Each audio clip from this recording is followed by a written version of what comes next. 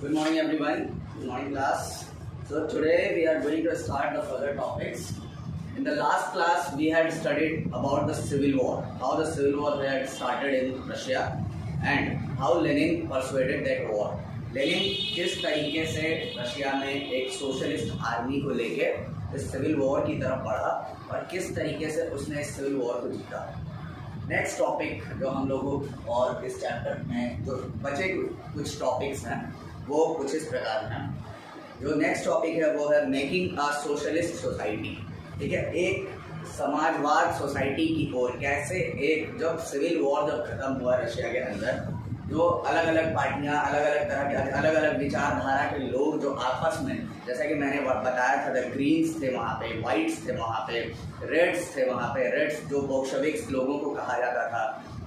ठीक है, तो अलग अलग तरह के अलग अलग विचारों के लोगों के बीच में जब युद्ध छिड़ गई थी तो उसको सिविल वॉर कहा जाता है। सिविल वॉर का हिंदी मतलब होता है गृह युद्ध, देश के अंदर का युद्ध। अगर कोई लड़ाई, अगर कोई झगड़े देश के अंदर अगर होते हैं तो उनको हम लोग सिविल वॉर कहते हैं। ठीक है, तो किस तरीके से सिविल वॉर हुआ और सिविल वॉर के बाद एक सोशलिस्ट सोसाइटी, एक ऐसी सोसाइटी का निर्माण करना जिसमें समाज में सारे लोगों को इक्वल अपॉर्चुनिटी मिले।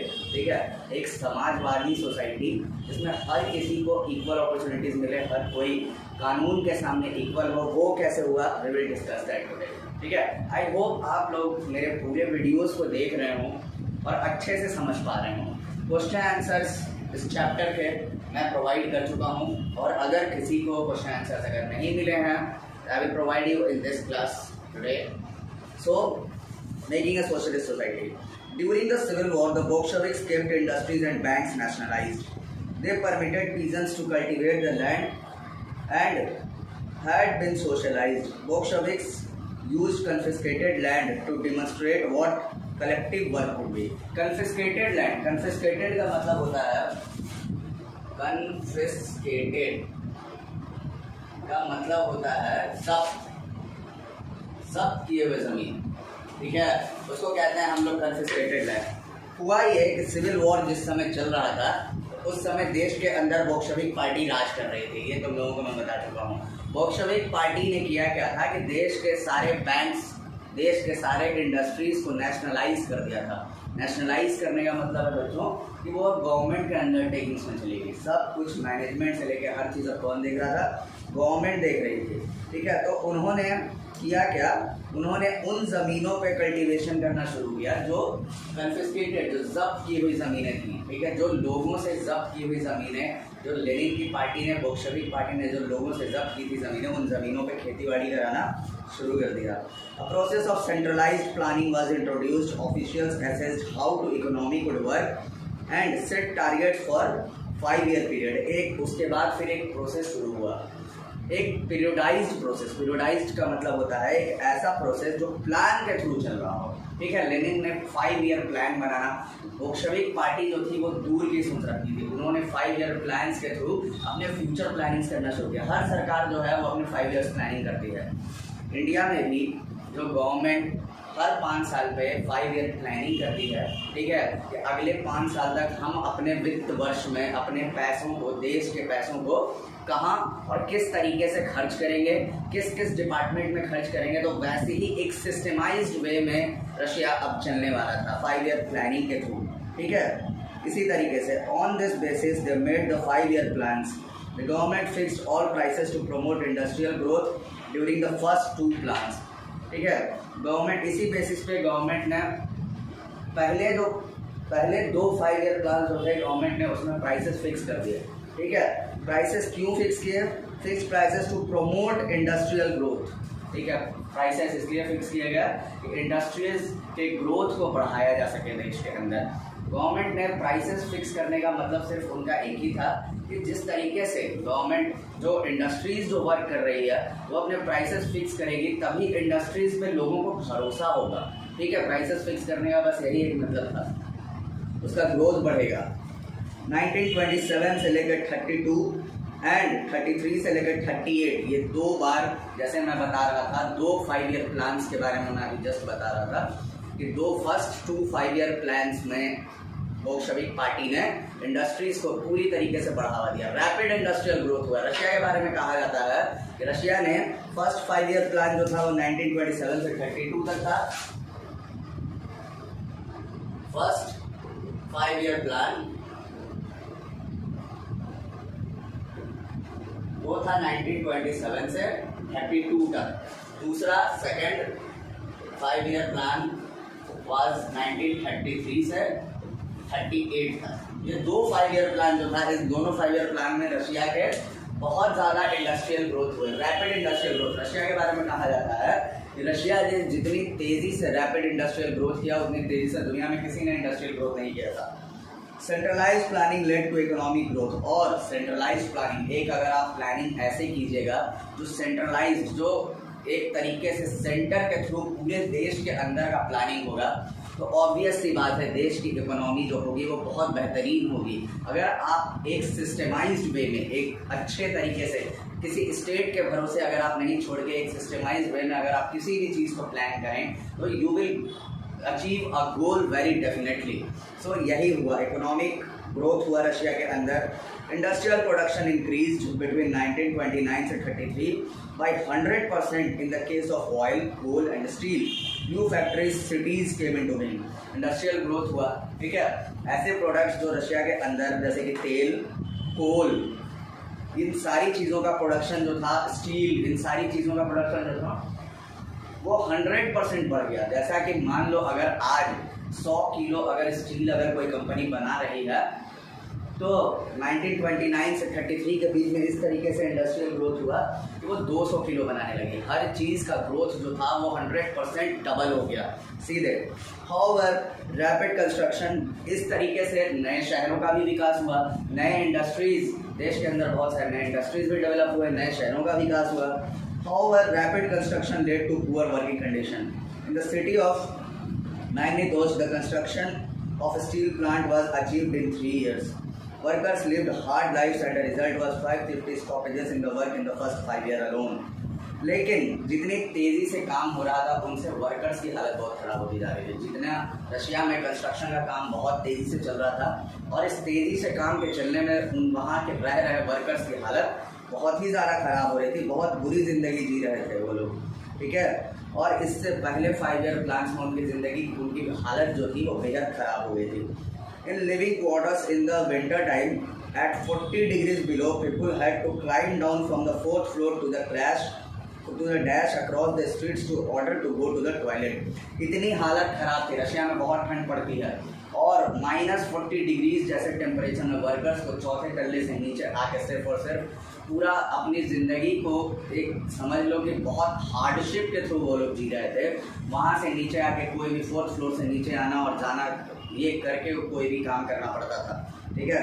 N extended schooling system was develop. School की हालत बहुत अच्छी हुई रशिया में इस दरमियान एंड बहुत अच्छे सिस्टम को इंक्लूड किया गया, डेवलप किया गया, बढ़ावा दिया गया स्कूल के सिस्टम को। And arrangements were made for factory workers and peasants to enter universities. और फैक्ट्री वर्कर्स, फैक्ट्री में काम करने वाले किसान के बच्चे, इन सारे बच्चों को यूनिवर्सिटीज़ में एंट्री का रास्ता मिला जो कि पहले नहीं था। हाई स्कूलिंग, यूनिवर्सिटीज़, कॉलेजेस, ये सारी चीज़ें बच्चों के लिए बहुत मुश्किल थी रशिया में। Creches were established in factories for children of women and workers. Cheap public health was provided. Model living quarters were set up for the workers, ठीक है। बच्चों, वहाँ के रह रहे बच्चों के लिए, जो गरीब लोग थे, उनकी पढ़ाई के लिए, उनके शिक्षा के लिए बहुत सारी चीज़ें मुहैया कराई गई, किताबें मुहैया कराई गई। एक तरह से समझ लो कि पूरा एजुकेशन सिस्टम को रशिया में बदल के रख दिया गया था यहाँ से। चीप पब्लिक हेल्थ, सस्ते हेल्थ फैसिलिटीज़ दिए गए। पहले रशिया में हेल्थ फैसिलिटीज़ काफ़ी महंगे हुआ करते थे बोल्शेविक पार्टी के आने से पहले। देखो, सबसे बड़ी बात बस इतनी सी है कि अगर किसी देश में, अगर आप देश के विकास, तरक्की चाहते हैं, then you have to give health facilities very good. अगर हिंदुस्तान में अगर लोगों का ह्यूमन डेवलपमेंट, तुम सीधी सी एक बात समझो कि ह्यूमन डेवलपमेंट, ह्यूमन रिसोर्स की डेवलपमेंट तभी होगी जब आप हेल्थ के सेक्टर में इन्वेस्ट करेंगे। रशियन गवर्नमेंट को, लेनिन की गवर्नमेंट को, बोल्शेविक पार्टी को ये चीज़ बहुत अच्छे से समझ में आ गई थी कि देश के अंदर हम अगर अपने लोगों का विकास, ह्यूमन रिसोर्स को डेवलप करना चाहें, then we must have to put our money in the health sector. So they put their money in the health sector, and the health sector improved very rapidly. Cheap health services, they provided very cheap health services to every person of the society, whether it could be peasants or whether it could be factory workers. Every person, whether it could be cheap, it could be rich, or it could be poor, everyone got the basic health facilities that are needed in human's life. Okay. Model living quarters were set up for workers. The effect of all this uneven though, since government resources were limited. ठीक है, ऐसा नहीं, इसके अलावा government resources जो थे वो limited थे इस समय तक. धीरे धीरे रशिया जो थी वो बढ़ रही थी, ये एक डेवलपिंग कंट्री थी उस समय तक, तो गवर्नमेंट रिसोर्सेज जो थे वो लिमिटेड थे, तो हर किसी तक सुरक्षित, हर किसी तक बराबर जो थी वो नहीं पहुंच पा रही थी. ये पूरी की पूरी चीज़ें. कुछ फ़ोटोज़ होंगी तुम्हारे बुक्स में, अगर तुम देखोगे तो जो फ़ोटोज़ जो जिस टॉपिक को मैं पढ़ा रहा हूँ, children at school Soviet in the 1930s. ठीक है, child in Magnitogorsk during the first 5 year plan. एक बच्चे की तस्वीर है. ये कुछ तस्वीरें हैं जो तुम्हारे बुक में हैं. इनके अलावा ये सब चीज़ें, तो ये एक अच्छे सोसाइटी का निर्माण हुआ रशिया में. सो नेक्स्ट टॉपिक जो हम लोग हैं, जो पढ़ने वाले हैं हम लोग, स्टालिनिज्म एंड कलेक्टिविजेशन.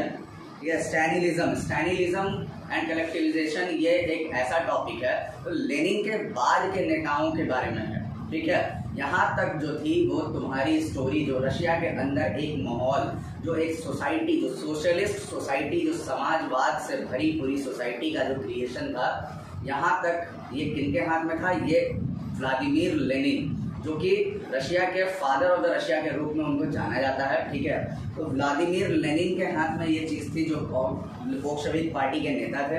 स्टालिनिज्म एंड कलेक्टिविज्म का मतलब होता है स्टालिन, जोसेफ स्टालिन एक नेता थे जो कि व्लादिमीर लेनिन के बाद आए थे ये. ठीक है, जोसेफ स्टालिन भी बहुत बड़े नेता थे अपने समय के. वर्ल्ड वॉर 2 के टाइम पे रशिया के में यही नेता थे और इसी पार्टी के नेता थे, बोल्शेविक पार्टी के ही. एंड कलेक्टिविजेशन मतलब कलेक्ट करना, लोगों को जोड़ के एक अच्छा समाज बनाना. तो ये क्या था? जोसेफ स्टालिन ने क्या किया? The period of the early plant economy was linked to the disasters of the collectivisation of agriculture. जो स्टार्टिंग में जो प्लांट इकोनॉमी, जो शुरुआत में जो पहला और दूसरा जो 5 ईयर प्लान था, वो उसको जोड़ा गया disasters of the collectivisation of agriculture. Agriculture के जोड़ने से, एग्रीकल्चर को जोड़ के जो देश के अंदर एक तरीके से समझें आप कि एग्रीकल्चर के सेक्टर में कुछ खास काम नहीं कर पा रही थी. पहला और दूसरा 5 ईयर प्लान एक डिजास्टर के रूप में साबित हुआ वो एग्रीकल्चर के सेक्टर में. ठीक है, By 1927-28, the towns in Soviet Russia were facing an acute problem in grain supplies.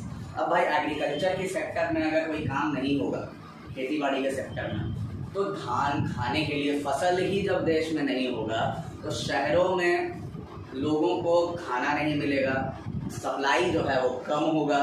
तो यही हो रहा था जब एग्रीकल्चर के सेक्टर में पहला और दूसरा फर्स्ट 5 ईयर और सेकंड 5 ईयर प्लान में कुछ नहीं हुआ, तो शहरों में लोगों को ग्रेन की सप्लाईज में कमी आ गई शहरों में. ठीक है, सोवियत रशिया के बहुत सारे शहरों में. The government fixed prices at which grain must be sold, but the peasants refuse to sell their grain to the government buyers at this prices. हुआ ये कि गवर्नमेंट ने तो प्राइसेस फिक्स कर दिए थे धान के, जितने भी धान जो भी वो लोग उगाते थे, गवर्नमेंट ने तो प्राइसेस फिक्स कर दिए थे, लेकिन किसान उस प्राइसेस पे बेचने को तैयार नहीं थे. ठीक है, किसानों का कहना ये था कि ये प्राइसेस जो हैं ये बहुत कम है, इसलिए वो उस प्राइसेस पे गवर्नमेंट को बेचने के लिए तैयार बिल्कुल नहीं थे. Stalin, who headed the party after the death of Lenin, introduced form emergency measures. Stalin, जो कि जैसा कि मैंने बताया आप लोगों को कि लेनिन के मर जाने के बाद जो पार्टी की बागडोर किसके हाथ में आई थी? Stalin, Joseph Stalin. ये भी बहुत बड़े नेता, जोसेफ स्टालिन. इन्होंने शुरुआत की, इनके हाथ में पूरी की पूरी पार्टी आ चुकी थी. स्टालिन ने अपने इमरजेंसी मेजर लेने शुरू किए। उन्होंने देखा कि देश की हालत इस तरीके से अगर चलती रही तो देश की हालत बहुत ही खराब हो जाएगी। He believed that the rich peasants and traders in the countryside were holding stocks in the hope of higher prices and speculation had to be stopped and supplies confiscated। ठीक है, उनको ये लगा कि बीच में बहुत सारे दलाल लोगों ने और रिच पीजेंट्स जो अमीर किसान हैं उन्होंने रोक रखा है। ठीक है, शहरों में जो सप्लाई नहीं आ रही है तो उनकी वजह से नहीं आ रही है, जो रिच पीजेंट्स हैं और वो जो दलाल जो बीच में उन लोगों ने खरीद के एक तरह से काला बाजारी किया है उन्होंने। तो उन्होंने ऑर्डर दिया कि ऐसा अगर किसी भी तरह का चीज़ है जो सब स्टालिन है तो उसको तुरंत रोका जाए। ठीक है, हर चीज़ सरकार जब्त कर ले, कन्फिस्केट कर ले। In the 1920 party members toured the grain producing area supervising enforced grain collections and raiding kulaks. ठीक है, 1928 में पार्टी मेंबर्स हर एक जगह पे जाके रेड करने लगे किसानों के यहाँ। ठीक है, रेड किस केस में? क्योंकि उनको ये देखना था कि किसी भी तरह का सप्लाईज जो है किसान जो है रिच किसान या फिर गरीब किसान वो होल्ड करके नहीं रखें। मतलब काला बाजारी क्या होता है? काला बाजारी तब होता है जब अगर आप बाजार में सामान ना उतरने दें और खुद ही होल्ड करके रख लें। ठीक है, क्यों होल्ड करते हैं लोग? काला बाजारी किसको कहते हैं? ताकि जब बाजार में सामान नहीं पहुंचेगा तो रेट्स ऊपर जाएंगे और जब रेट्स ऊपर चले जाएंगे तब वो सामान निकाल के बेचना शुरू करेंगे तो उनको ज़्यादा पैसे मिलेंगे। इसकी वजह से लोग ये काम करते हैं। तो 1928 में पार्टी के मेंबर्स उन किसानों के घर जाके पता करने लगे कि ऐसा कुछ हो रहा था क्या। ठीक है, और रेडिंग कुलक्स पे जाके रेड करने लगे। कुलक्स किनको कहा जाता है भाई? The name for well to do peasants. वो नाम जो कि किसानों के लिए दिया गया था, पीजेंट्स के लिए जो उनको दिया गया था जहां वो काम किया करते थे। At shortages continued the decision was taken to collectivise farms. और जब शॉर्टेज देश में जब शॉर्टेज लगातार कमी ही रहा, मतलब ग्रेन्स का शॉर्टेज हो ही रहा था, किसी भी तरह का कोई बढ़ावा नहीं मिल रहा था उनको। जैसे जैसे शॉर्टेज कंटिन्यू रहा तो डिसीजन लिया गया कलेक्टिवाइज फार्म्स के सारे खेत को हम लोग क्या करेंगे? मिला देंगे, सारे खेत को हम लोग मिला देंगे एक तरीके से। It was argued that grain shortages were partly due to the small size of holdings. ये भी कहा गया ग्रेन का शॉर्टेज देश के अंदर इसलिए भी हुआ क्योंकि छोटे छोटे ज़मीन हैं।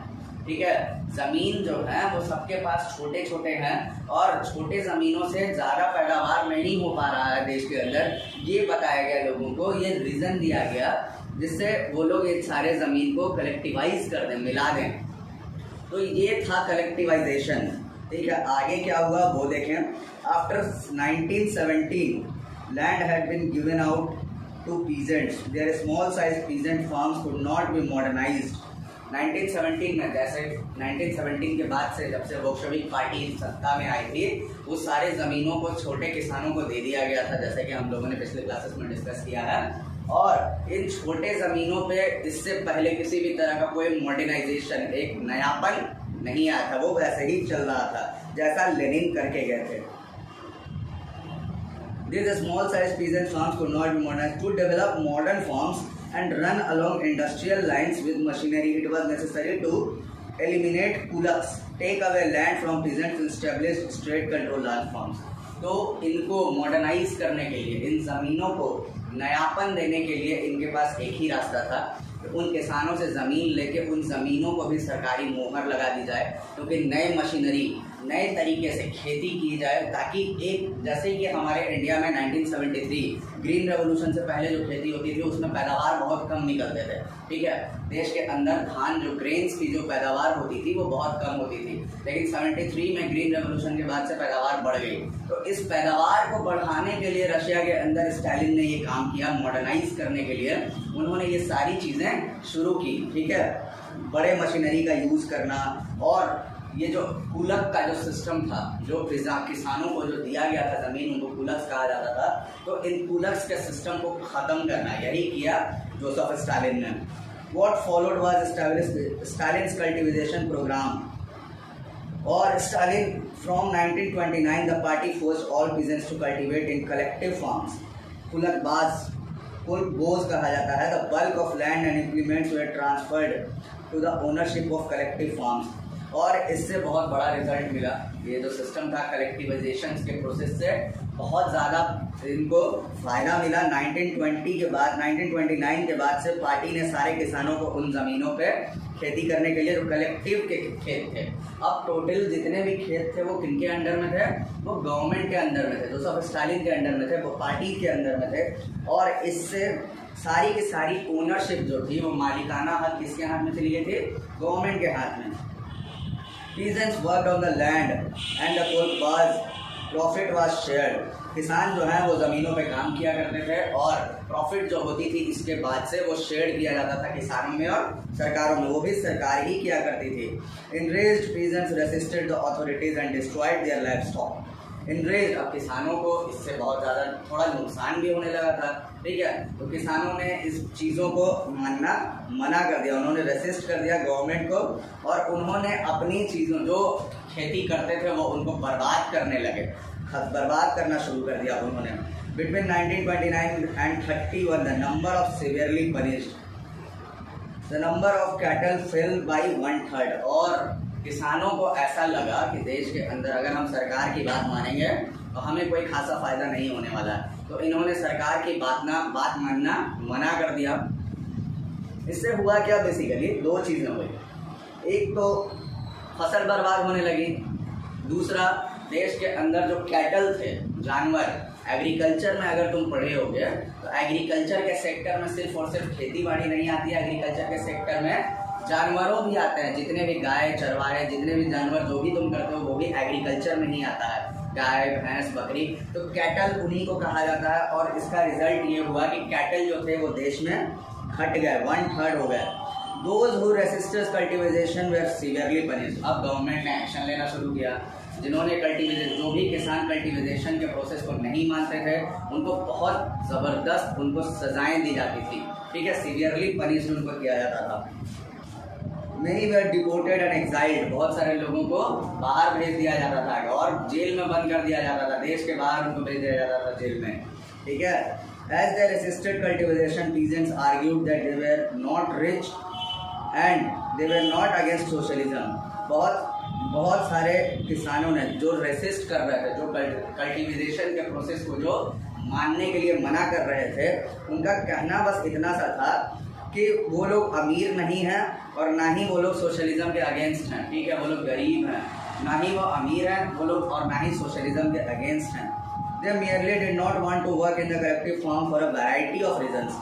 वो कलेक्टिव फार्म में बहुत सारे कारणों की वजह से काम नहीं करना चाहते थे, ठीक है, उनके पास बहुत सारे रीजंस थे। Stalin's government allowed some independent cultivation but treated such cultivators unsympathetically. कुछ किसानों को, कुछ लोगों को स्टालिन की गवर्नमेंट ने अलाउ किया कल्टिवेशन के लिए, खुद के लिए कल्टिवेट करने के लिए।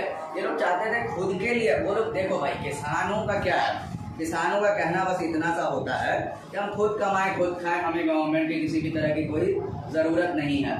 आज अगर इंडिया में इतना बड़ा जो कुछ समय पहले जो किसान आंदोलन हुआ था, तुमने भी देखा मैंने भी देखा, तो उस किसान आंदोलन के पीछे का रीज़न बस इतना सा था कि किसानों का कहना बस इतना था कि सरकार हमें हमारे हाथ में छोड़ दें।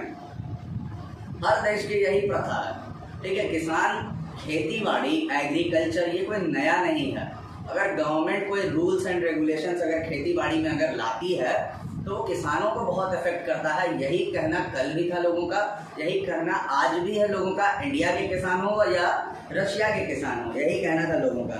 In spite of cultivation production did not increase immediately. In fact the bad harvest of 30 and 33 led to most of the devastating famines in Soviet history, for over 4 million died।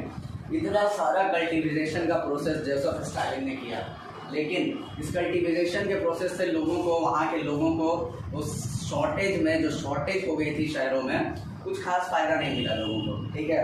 ये और 1930 और 33 के बीच में वहाँ पे सूखा पड़ गया था, वहाँ पे एक हालत जो थी रशिया के अंदर बहुत ही ख़राब हो गई थी रशिया के अंदर। और इस सुखाड़ से एक तरह से वहाँ पे जो सुखाड़ पड़ा, इससे करीब करीब 4 मिलियन 40 लाख लोगों की मौत हुई थी रशिया के अंदर।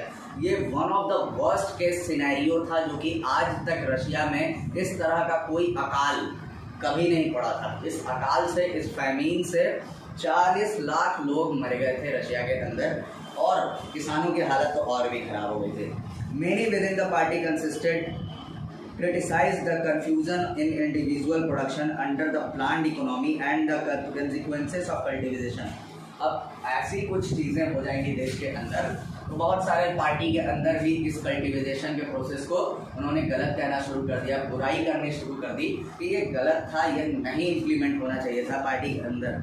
Stalin and his sympathizers charged these critics with conspiracy against socialism।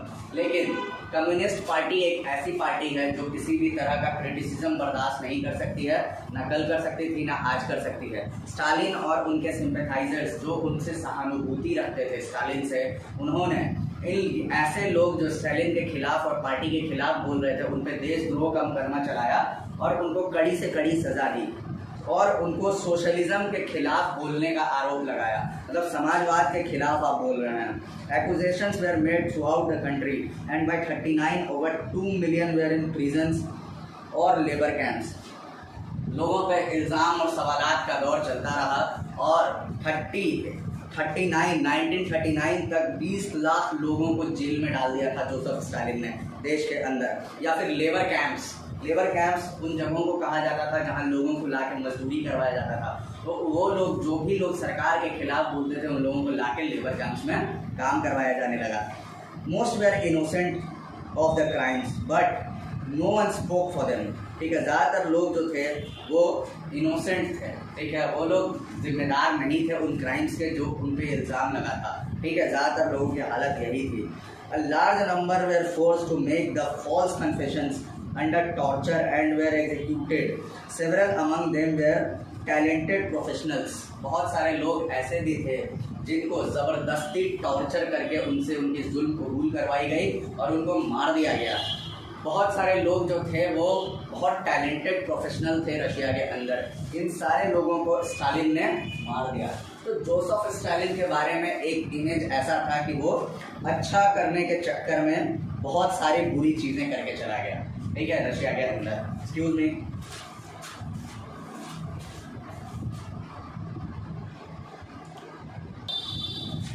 So class, इस तरीके से रशिया के अंदर ये सारा का सारा माहौल रहा, किस तरीके से जोसेफ स्टालिन ने काम किया। नेक्स्ट टॉपिक जो है और जो फाइनल टॉपिक है हम लोगों का आज, the global influence of the Russian revolution and the USSR. Russian revolution का जो भी रशियन रेवोल्यूशन हुआ रशिया के अंदर, उसका ग्लोबल इन्फ्लुएंस, ग्लोबल प्रभाव, मतलब पूरी दुनिया पे क्या प्रभाव पड़ा, और यूएसएसआर का जन्म किस तरीके से हुआ, जैसा कि हम लोग पिछले क्लास में डिस्कस कर चुके हैं। तो सोशलिस्ट पार्टीज यूरोप में, पहले तो रशिया के जो कम्युनिस्ट पार्टीज थी, बोल्शेविक पार्टी, उसका जिस तरीके से सत्ता में आई थी उसको अप्रूव नहीं किया इन्होंने। रशिया में बोल्शेविक पार्टी का सत्ता में आना एक तरीके से पूरी दुनिया पे ये एक गलत प्रभाव था। ठीक है, क्योंकि लोग ये अगेंस्ट सरकार के, राजा के अगेंस्ट जाके इन्होंने तख्ता पलट कर दिया था। ये लोगों को बहुत अलग तरह का प्रभाव देता था कम्युनिस्ट पार्टी का जन्म होना। ठीक है, लेकिन वर्कर्स और लोगों को, however the possibility of a workers state fight people imagination across the world in many countries communist parties were formed। लेकिन लोगों को, जो लोग थे रशिया के हों, इंडिया के हों या कहीं के भी हों, लोगों को ये चीज़ बहुत पसंद आई थी कि उन लोगों को ऐसा लगा कि हम लोगों एक आम लोगों का, आम आदमी का रिवोल्ट भी राजा या फिर सरकार के खिलाफ हो सकता है। तो इस वजह से बहुत सारे देशों में कम्युनिस्ट पार्टी का जन्म हुआ, इंडिया में भी कम्युनिस्ट पार्टी का जन्म हुआ। बोल्शेविक लोगों ने दुनिया के बहुत सारे हिस्सों में इसको इनकरेज किया, बढ़ावा दिया इस तरह के सरकारों का, कम्युनिस्ट पार्टीज का। ठीक है, many non-Russian from outside and USSR participated in the Conference of the People of the East in 1920. Bolshevik founded the Comintern, an international union for pro-Bolshevik socialist party। Bolshevik party ने एक union जो बनाया था, ठीक है, उस union का नाम था Comintern, an international union for pro Bolshevik socialist party. एक दुनिया में जितनी भी कंट्रीज जो बोल्शेविक पार्टीज या फिर कम्युनिस्ट आइडियाज पे काम कर रहे थे, इन सारी पार्टियों का एक यूनियन बनाया, जो कि 1920 में एक मीटिंग हुआ और इस मीटिंग में ऐसी गवर्नमेंट को पूरे तरीके से बढ़ावा दिया गया। Some received education in the USSR communist university of the workers of the east. By the time the outbreak of second world war the USSR had given socialism a global face and world stature. 1939 जब second world war जब दुनिया में शुरू हुआ था, उस समय तक USSR में कम्युनिज्म और सोशलिज्म को पूरी दुनिया में बढ़ा चुके थे ये लोग, और इसको एक अलग से एक नया चेहरा और एक बड़े चेहरे के रूप में जाना जाता था। लेकिन yet by the 1950s they acknowledged within the country and the style of government in the USSR not in keeping with the ideals of the Russian Revolution. In the world socialist movement too, it was recognized that it was not well in Soviet union, ठीक है। लेकिन 1950 second world war खत्म होते होते तक जिस ideology पे Bolshevik party काम कर रही थी, ये आइडियोलॉजी अब वैसी आइडियोलॉजी नहीं रही थी। अब ये पूरे तरीके से बोल्शेविक पार्टी या रशियन कम्युनिस्ट पार्टी एक डिक्टेटरशिप की तरह काम करने लगी थी, जो कि पूरे तरीके से बदल चुका था। सोशलिस्ट मूवमेंट जो शुरुआत में थी जिस तरीके की समाजवादी मूवमेंट, वो वैसी मूवमेंट नहीं रही रशिया के अंदर। इंडस्ट्रीज, एग्रीकल्चर तो बढ़े and the poor being fade, और गरीबों को खाना भी दिया गया, but it had denied the essential freedoms of its citizens and carried out its development projects through repressive policies. लेकिन लोगों के अंदर, देश के अंदर एजुकेशन की हालत बहुत अच्छी हुई, गरीबों की हालत बहुत अच्छी हुई, इंडस्ट्रीज़ की हालत बहुत अच्छी हुई, लेकिन देश के अंदर लोगों से जो फ्रीडम के राइट्स थे, जिस तरह की फ्रीडम लोग एंजॉय करते थे 1950 के बाद से, वो नहीं रहा। गवर्नमेंट जो थी वो अब अपनी मर्जी से प्रेस को अपने इन्फ्लुएंस के थ्रू चलाती थी। हर चीज़ अब सरकार अपने तरीके से चलाने लगी थी। आज भी रशिया के अंदर व्लादिमीर लेनिन की सरकार है और वो रशियन कम्युनिस्ट पार्टी की सरकार है, ठीक है। एक तरह से समझ लीजिए कि बोल्शेविक पार्टी की सरकार है वो, ठीक है। आज भी लोगों का विकास तो हुआ है, लेकिन अगर आप इंडिविजुअल विकास की बात करें, फ्रीडम की बात करें, लोगों के फ्रीडम की, तो वो रशिया में नहीं है, ठीक है। USSR टूटने के बाद भी 1988 में USSR जब टूटा, उसके बाद भी उस तरह का इंडिविजुअल फ्रीडम लोगों को आज तक कभी नहीं मिला, ठीक है। तो ये था तुम्हारा second chapter, socialism communism. I hope आप लोगों को ये चैप्टर बहुत अच्छे से समझ में आया हो। अगर किसी को नहीं समझ में आया हो, you can ask me again, ठीक है। रशिया में आज व्लादिमीर पुतिन की सरकार है और वो बहुत अच्छे से सरकार चला रहे हैं। भले ही मीडिया जो है वो गवर्नमेंट के इन्फ्लुएंस पे चलती है, गवर्नमेंट के प्रभाव पे चलती है। लोग सरकार के बिना कुछ नहीं, सरकार के बिना आदेश के कुछ नहीं कर सकते हैं। लोगों को इंडिविजुअल राइट्स जो है वो बहुत कम है, पर रशिया जो है वो आज दुनिया में वर्ल्ड पावर है। रशिया के पास हर चीज़ है और रशिया अमेरिका से कमज़ोर, ज़्यादा तो नहीं है पर कमज़ोर भी नहीं है। Is equal to America, so it is equal to America. So इस तरीके से हम लोग कह सकते हैं कि सोशलिज्म और कम्युनिज्म के दम पे रशिया ने दुनिया में अपनी जगह बनाई। So class, thank you so much and enjoy the question answer. Do the question answers in your fair copies, whatever what I provide today. Thank you.